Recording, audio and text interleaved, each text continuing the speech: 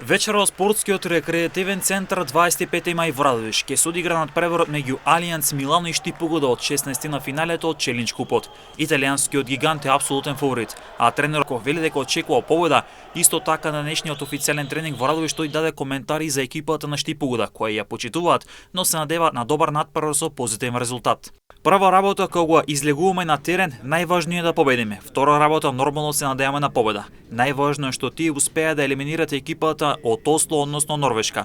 Тоа значи дека Штипугода е добар тим, еден од подобрите, штом во екипата имаат бразилец, но исто така и репрезентативци од македонската репрезентација, како и тренерот кој е дел од репрезентацијата. Знаеме дека се една одлична екипа, затоа ние често ќе се надпреваруваме против екипата на Штипугода.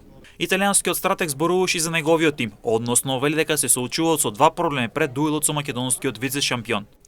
Имаме два проблеми во екипата. Имаме двајца надпреварувачи кои ни се повредени, едни од подобрите надпреварувачи, но се надеваме и веруваме дека ќе имаме успешен надпревар и дека ќе стигнеме до победата. Надпреварот меѓу Штипугода и Алијанс Милано се игра вечера во спортската сала во Радовиш со почеток од 19 часот.